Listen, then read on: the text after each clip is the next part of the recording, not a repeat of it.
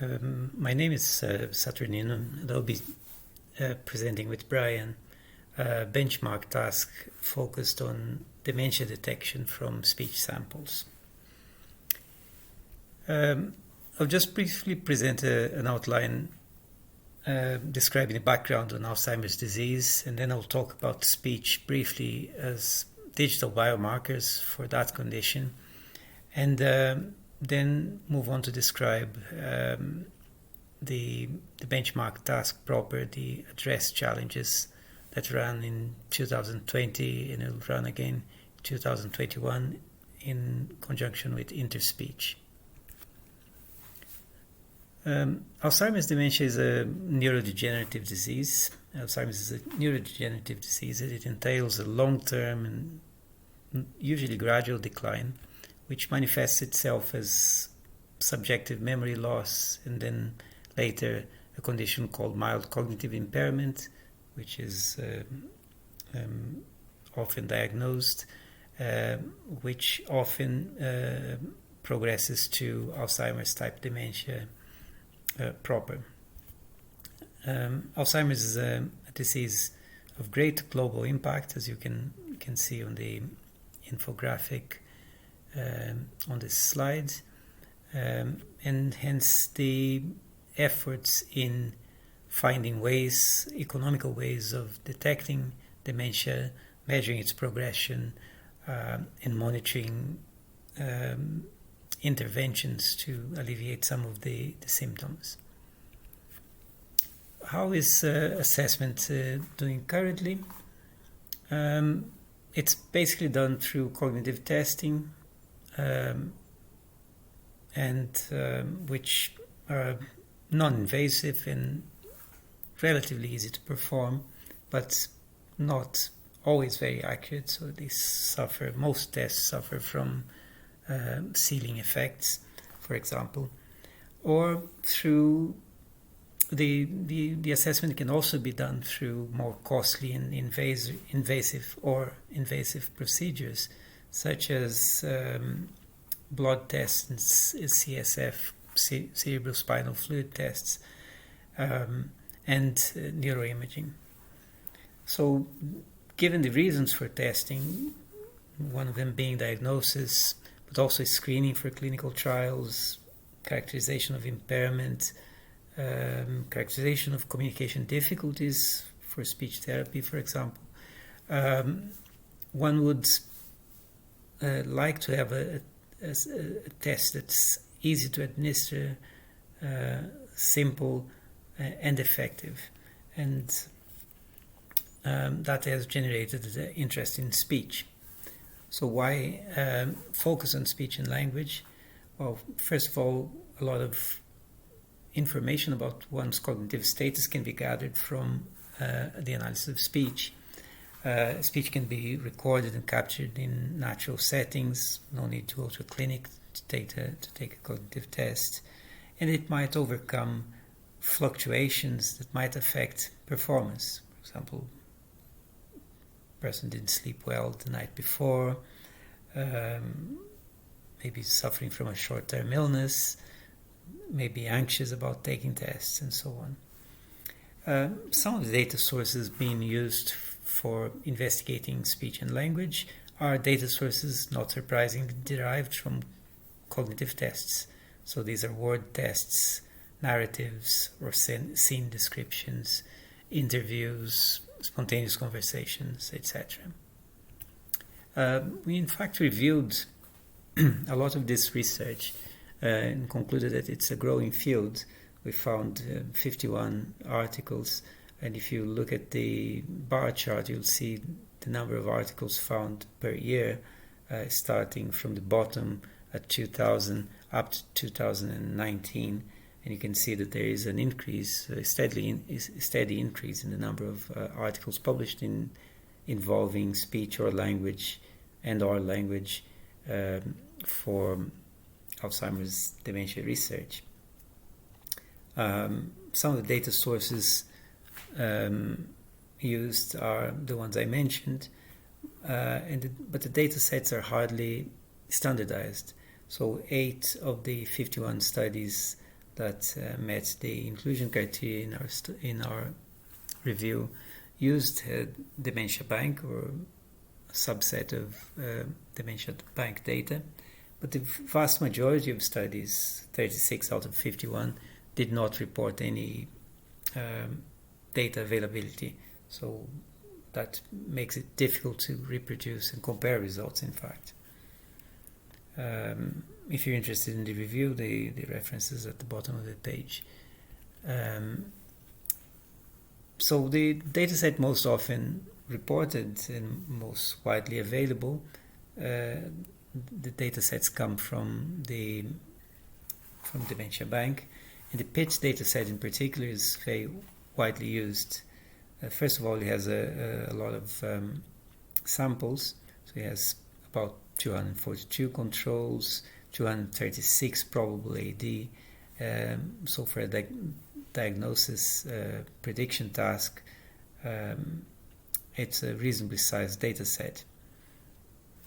It has other tests as well, some of which we went on to use in the address challenge this year. These include fluency, semantic fluency tests, word recall, sentence production, and the cookie theft test itself. So an example of one of those studies that I mentioned that employed the PITS dataset, in particular the scene description data, is a study that we performed on a subset of that dataset. So the subset is, unlike many of the works that we reviewed, this subset we took care to balance and normalize it from an acoustic point of view. The focus in this case was not so much on language features, but on acoustic features exclusively. We had an interest in privacy-preserving features, which I'm not going to discuss here. So we assessed several feature sets, 3 well-known computational paralinguistic feature sets, EMO-Bayes, Compare, and EG Maps, and the fourth, a multi-resolution cochleogram feature set that we developed in our lab. We combined these feature sets through an algorithm that we call active data representation, ADR, which basically consists of segmenting the audio, clustering the audio segments, generating histograms for segment duration and number, and then computing the rates of changes amongst the different clusters, and then normalizing them. Once these features are extracted, we pass them through a standard machine learning system and run a classification algorithm on the resulting models, using the resulting models. Just a glimpse of the results. We found that if you combine different feature sets, you actually learn something extra about classification. So we employed data fusion, late fusion at the classifier level from features derived from the the 4 different feature sets, acoustic feature sets that we extracted, and through late fusion we achieved about 78.7% accuracy in diagnosis, which is comparable to other works in this area, some of which used the PITS dataset and others using different bespoke datasets. From this initial comparison, we gathered some of the challenges and shortcomings in doing this type of evaluation. So So we tried to compare our system to other systems, but we found that either the information about which split of the pitch data set was used was not available, or other data sets altogether were used, making comparison effectively impossible. So some of the challenges we noted were then the fact that there isn't a balanced and standardized data set on which approaches can be compared. There's not a lot of spontaneous speech or interaction data, and in particular there's not a lot of longitudinal data from speech. So speech collected at baseline and maybe a year later and maybe another 2 years later and so on. The studies also had a number of reproducibility issues, and the methodology was not always consistent across the studies. Other challenges involved disconnect between the study aims and actual clinical practice. For example, the over-focus on diagnosis tasks, which are not really the only tasks, or maybe not even the most important tasks. And then there's challenges in terms of the data themselves. So even if you use the same data set, how is the data set pre-processed? And the pre-processing is not a trivial task. It involves processes that are processing steps that are open research questions, such as segmentation, diarization, and feature extraction. So to try to address some of these challenges, using a pun there, we proposed the ADDRESS challenge. The ADDRESS challenge is the short for Alzheimer's Dementia Recognition Through Spontaneous Speech challenge at Interspeech 2020. That edition of the challenge had 2 prediction tasks. One is the diagnosis task itself, so Alzheimer's dementia classification task, and a score and cognitive test, in this case the mini mental state examination test, score prediction regression. So the advantages of using this data set is the methodology for the task is standardized, the data set is acoustically pre-processed, to reduce discrepancies introduced by recording conditions, and it's balanced in terms of age and gender, and it avoids some of the other pitfalls that one might encounter when deriving data from an existing data set, for example, repeated instances of the same speaker, and so on. And the dataset's widely available, which makes reproducibility a lot easier. So the dataset for the challenge was based on the picture description task. So the picture description task, for those who don't know it, this picture is shown to subjects. These could be Alzheimer's patients or cognitively normal controls. And the subject is asked to describe the picture, and thus generating spontaneous speech that is recorded. So this speech has been recorded, and it forms part of the pitch corpus, which contains the transcripts which are time-stamped and encoded using the chat coding system. And this system has been these recordings have been acoustically enhanced with stationary noise removal and volume normalized.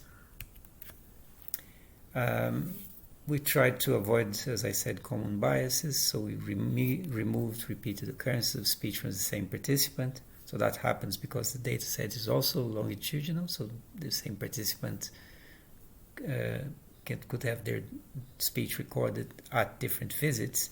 So we don't want the system to be learning to predict the same participant. We want it to abstract over participant differences and predict Alzheimer's. There's variations in audio quality between recording sessions, so different different interviewers, different recording conditions, a lot of background noise, and then imbalances in gender and age distribution. And that's important because gender and age are major risk factors in Alzheimer's. The older you are, the more likely you are to have Alzheimer's. Women are more likely to have Alzheimer's than men, for example. The segmentation was based on a simple energy threshold, 65 dB, and that generated about 2,000 segments for each of the two categories, 2,000 segments for AD and 2,000 segments for non-AD. But these are the actual numbers are on this slide. In the average number of speech segments per participants, about 25, with a standard deviation of 12.8. So the baseline features were also extracted automatically and made available. The email-based compare EG maps, our multi-resolution cochleogram, and then a number of a minimal set of acoustic features as well, which only included basic statistics and duration of vocalization, pauses, speech rate. In addition to the acoustic features, we included linguistic features, 34 language outcomes, including duration, total utterances, MLU, type token ratio, etc. These were extracted from the transcripts. So the rules for the challenge were that participants could use acoustic features and linguistic features separately or combined. They could attempt one of the tasks or both tasks, and they were provided with access to the training set and were given access to a separate set on which the models were tested 2 weeks prior to the submission deadline. So they would have to they choose their best models based on presumably cross-validation and apply these best models on a separate held-out test set to which they only had access a few weeks prior to the submission deadline. So they could then send 5 results for scoring 5 times, up to 5 times. But they were required to submit all these attempts together. And this is to avoid, for example, using knowledge of the test set to calibrate your models. The metrics were accuracy, precision, recall, and F1 for the classification task, and root mean squared error for the prediction, the cognitive score prediction task, the regression task. We provided a set of baseline results, which basically consisted simply of extracting features using the acoustic features from the feature sets that I mentioned before, using segments generated through voice activity detection, and then using the human-generated transcripts through the CLAN software to generate the linguistic features. So the baseline system was tested on linguistic and acoustic features.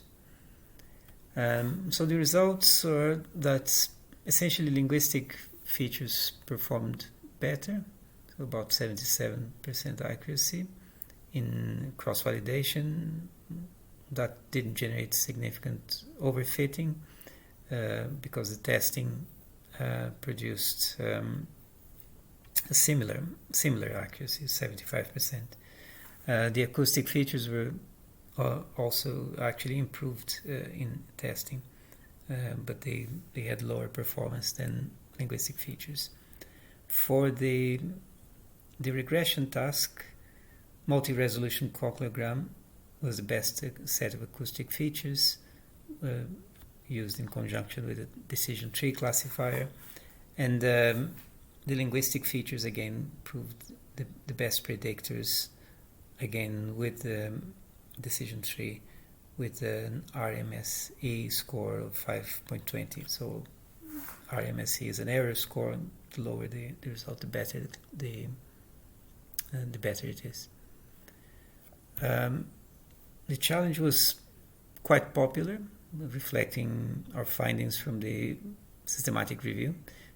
33 teams from around the world entered the challenge, and of these, many, I believe 11, had papers accepted for interspeech. And this is the ranking of the task. So accuracy scores as high as about 90%, 89% were achieved.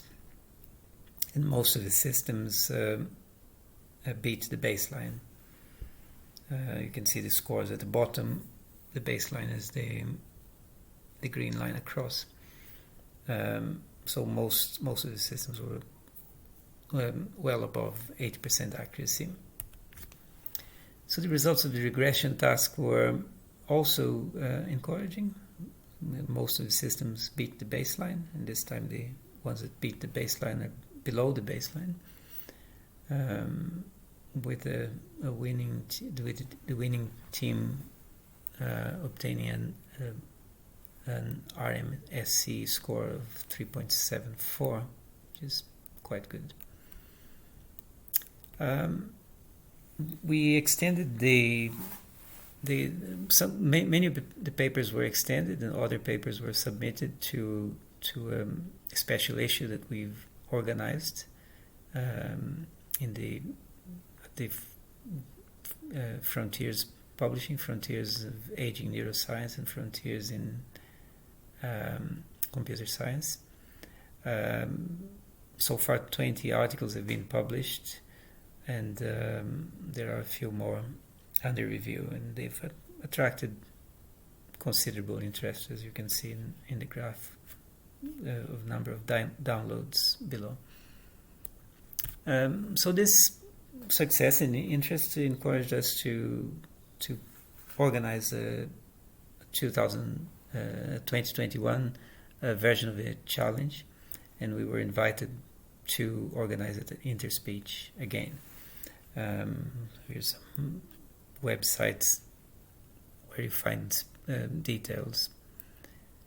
So we made a few changes this year. We expanded the data set. So we have one data set for AD versus control.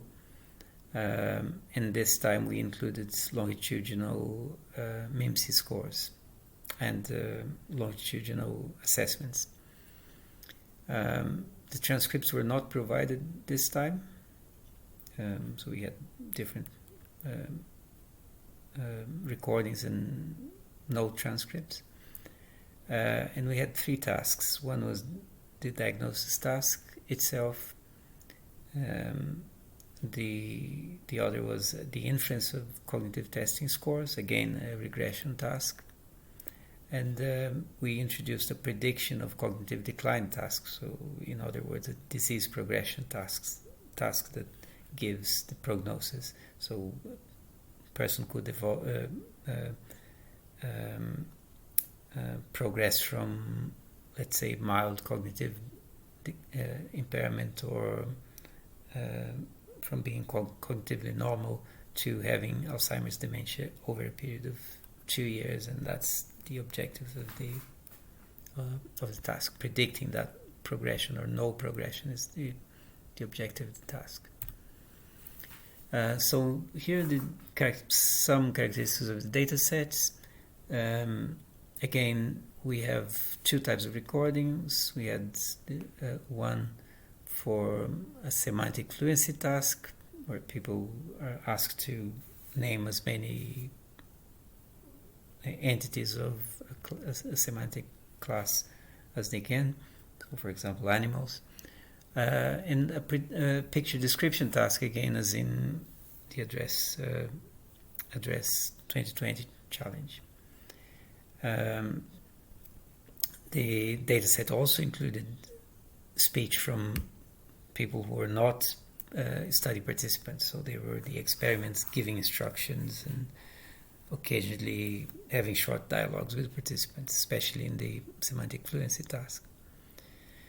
The segmentation was provided into vocalization sequences with speaker identities made available, which made it easier for participants to remove the experimenter's speech if they so wished. But that it wasn't obligatory to use these segmentation sequences. Segmentations are also noisy because the diarization task is quite hard, and the data were matched. Apologies for this misspelling. Were matched using a propensity score approach, which was meant to minimize the risk of bias, again, as in terms of age and gender. You can see on the picture, on the graphs there, for continuous numerical variables such as age, having the instances distributed along the middle diagonal line here would be the ideal situation. You can see that prior to propensity score matching, the data set was quite unevenly distributed, and after propensity matching we got quite close to the diagonal line, in fact close enough to avoid the bias problem. So that enabled us to generate a somewhat larger data set while still preserving the main goal of the address challenge, which is to provide an unbiased data set. So the characteristics of the data set are shown here in this table. For AD and controls, we had a mean age of 69 and 66 years respectively, and for decline and no decline, 69 and 70. 35%, about 35% men in AD and control, and about 65% women in AD and control, so matched. And the MIMSI scores are quite, on average, quite low for AD, and